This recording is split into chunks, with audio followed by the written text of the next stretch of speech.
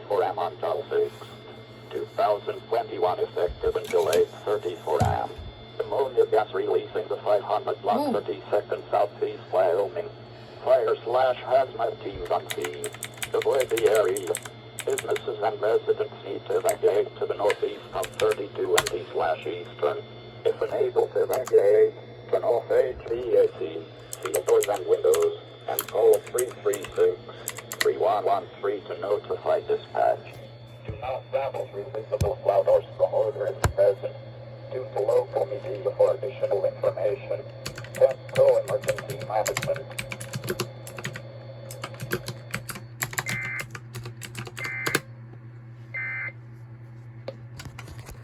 Holy crap.